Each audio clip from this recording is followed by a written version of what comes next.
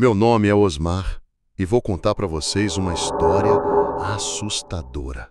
Aconteceu comigo e meu vizinho aqui em Minas Gerais. Muita gente que mora por aqui também contam que viveram experiências parecidas e presenciaram os mesmos fenômenos.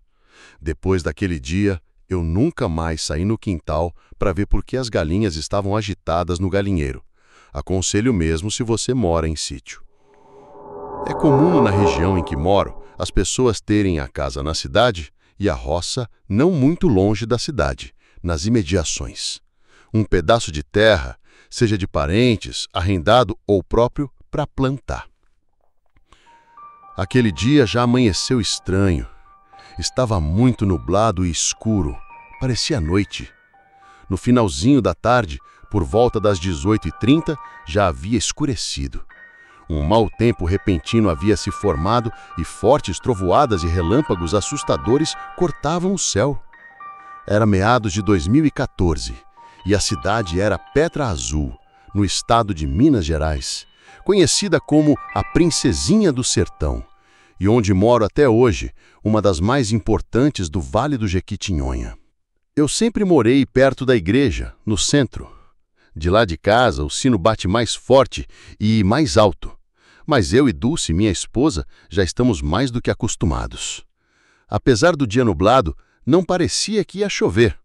Deve ter sido por isso que esqueci de guardar as sementes que estavam em 3 tambores de madeira.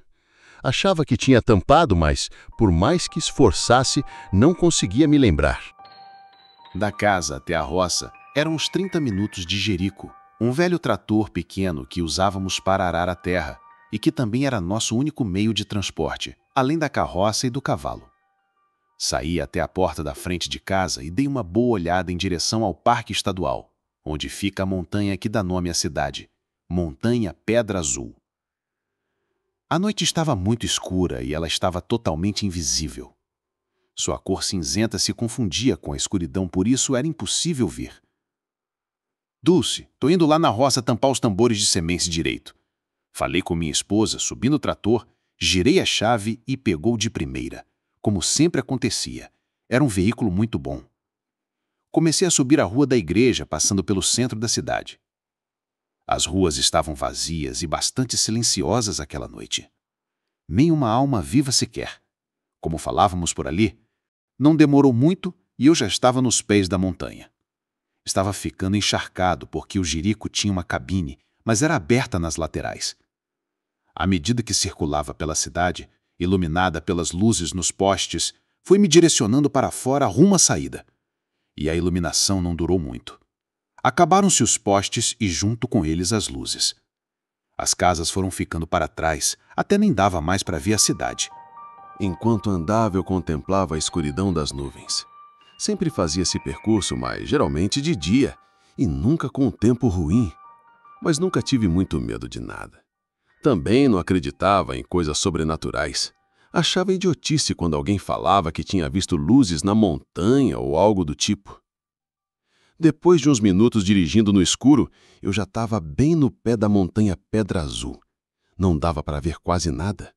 Continuei dirigindo mais alguns minutos e cheguei na porteira do sítio. Eu abri e entrei direto. Nem fechei, deixei para a volta.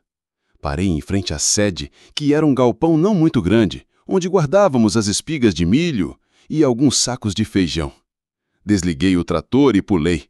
Estava muito frio e a chuva estava bem mais forte agora. Corri para olhar os tambores e fiquei contente, pois estavam todos fechadinhos.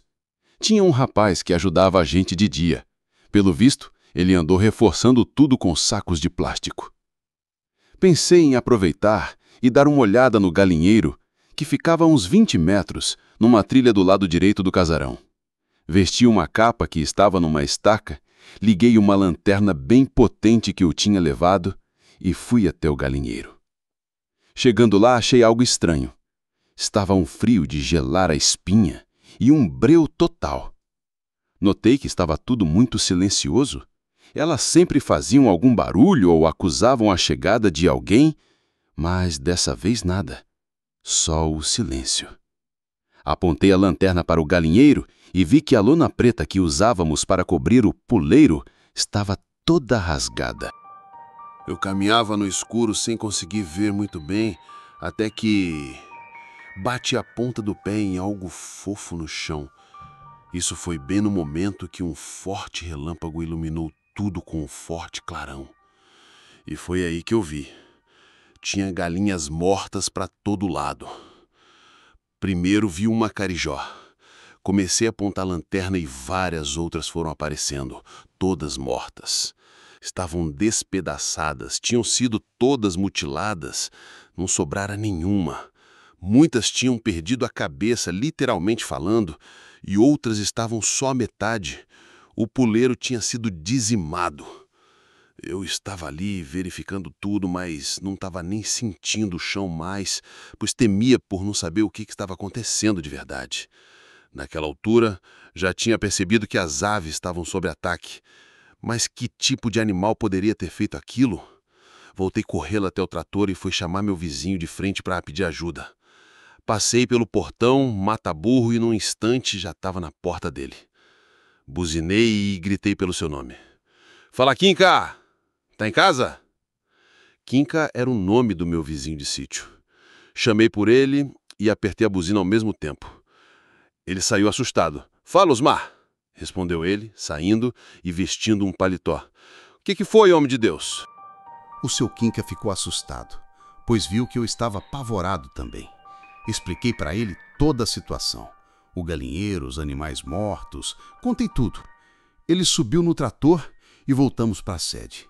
Desta vez, levei o trator até mais em cima, bem perto mesmo do galinheiro para clarear mais e poder ver melhor. Foi aí que notei que a coisa era muito pior do que eu tinha imaginado. Aquilo era uma carnificina. O mato estava todo amassado e coberto por sangue e penas. Seja lá o que fez aquilo, estava por perto. E era um animal grande, mas não conseguia pensar nenhum que pudesse causar aquele estrago todo. Nós descemos e deixamos o veículo ligado, com a luz clareando tudo. Começamos a contabilizar as perdas e tentar descobrir que tipo de bicho estava por trás de tudo aquilo. Já não bastasse tudo, o trator simplesmente desligou o motor. Apagou do nada. Subi nele correndo e tentei ligar novamente, mas nada, não funcionou mais de jeito nenhum.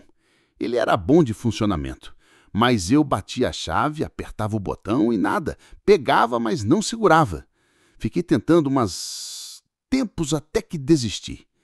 Seu Quinca já tinha embrenhado no capinzal atrás do bicho, e foi nesse momento que, de repente, ouvimos um uivo sequido de um rosnado diferente de tudo que já escutei neste mundo. Parecia que uma dúzia de onças rosnavam ao mesmo tempo.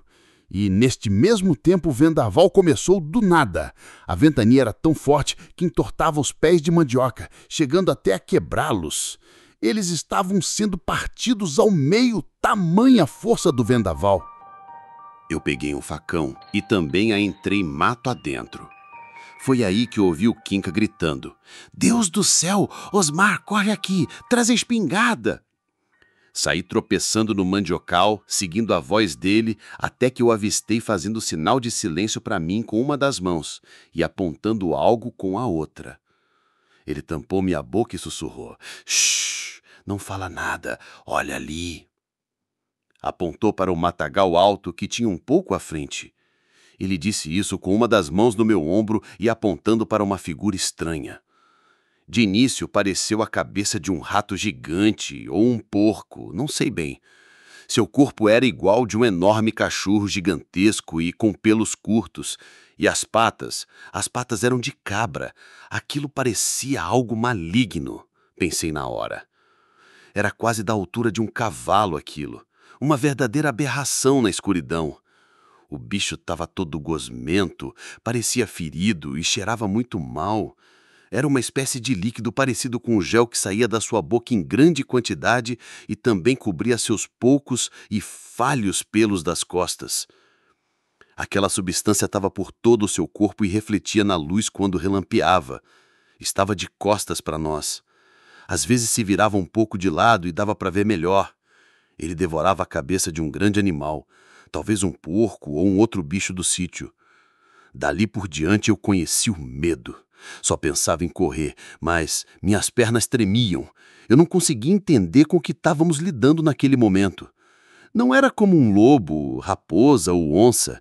Aquilo tinha mais de 1,5 metros de altura. Estava doente ou queimado e sua cabeça estava mais para de um rato gigante mesmo. A boca também não se assemelhava à de um cachorro. Ela estava deformada. As patas eram grandes também e aquele formato não era nada de bom. Eu poderia dizer que apenas se assemelhava a um parente distante do que fora um cachorro. Naquela hora, o ser ou não sei do que devo chamar aquilo ficou totalmente em pé, levantou as 2 patas dianteiras e se inclinou para trás.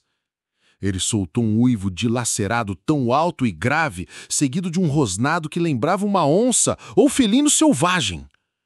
Ele fez menção de se virar quando arremessou para bem longe os restos do que estava comendo e começou a se mover de uma forma muito estranha, robótica e desajustada. Resolvemos fugir dali e fomos recuando devagar. A assombração estava meio de costas e nos aproveitamos para sair correndo. Nem coragem de atirar tivemos. Não tinha como saber a força daquela coisa, e ela com certeza poderia dar cabo de nós sem nenhum esforço. Ficar invisível, nos cercar, aproveitando a escuridão e acabar com nossa vida. Corremos até o barracão sem olhar para trás, e chegando lá, ouvimos o som de muitas plantações se quebrando. Aquele ruído era diferente de tudo que eu já tinha ouvido. Eu não sei como ele fazia aquilo.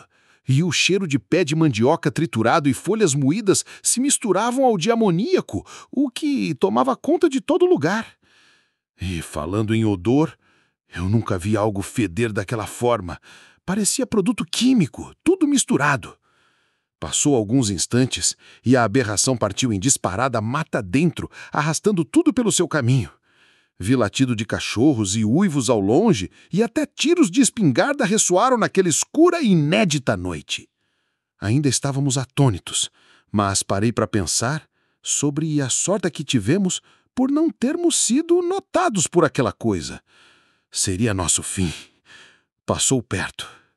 O animal, ou seja lá o que fosse, não tinha audição boa, talvez por causa dos ferimentos, pois meu vizinho gritou meu nome bem alto e ele nem se virou para trás. Também não escutou o som do trator, ou nem se importou. Passou mais 1 hora, entramos no barracão e sentamos em um banco de madeira. A luz do lampião dava uma falsa sensação de segurança, mas eu estava com um pé atrás. O Kinka olhava para mim como que buscando uma resposta ou explicação.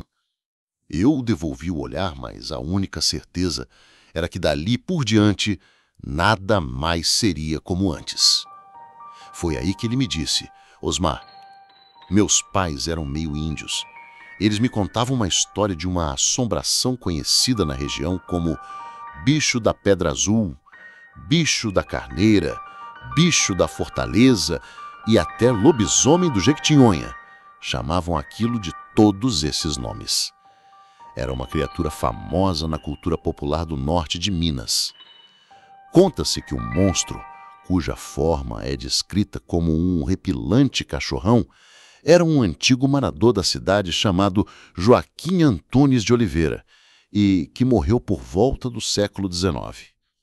Anos mais tarde, com a construção de um novo cemitério em Pedra Azul, seu túmulo foi transferido de lugar e, um dia, a nova tumba amanheceu toda aberta, com vários pelos muito grossos e grandes de animais ao redor de toda a sepultura. Na mesma época, criações começaram a ser misteriosamente atacadas. Animais foram devorados na região e muitos conseguiram ver um enorme cão todo deformado entrando mata dentro entre os arbustos. Ele me contou isso e eu respondi que aquilo não parecia ser algo vivo. Não senti, em nenhum momento, que estava lidando com algum tipo de bicho que corria sangue nas veias. No dia seguinte, ficamos sabendo que o sangue dos animais tinha sido drenado. Não ficou nenhuma gota. Os corpos estavam inteiros, mas as cabeças tinham sido devoradas. Passaram muitos anos e nada mais aconteceu. Nunca mais presenciei nada. Comprei muitos cachorros e levei para lá. Uma proteção a mais, pelo menos. Depois daquilo, eu jamais dormi na roça. Preferia chegar cedo e sair mais cedo ainda. Passei a acreditar no sobrenatural. Isto aconteceu comigo. E sei que sim, estas coisas existem. Pode acreditar. Fico sempre de olho na montanha. E às vezes vejo luzes saindo do meio dos arbustos à noite, lá de cima do morro, descendo até sumirem, ou simplesmente disparando rumo aos céus. Mas você mora em Minas e já teve alguma experiência ou sabe de alguém que passou por algo parecido? Mande para nós seu relato. E-mail na descrição do vídeo. Sejam todos bem-vindos ao Fatos Aterrorizantes.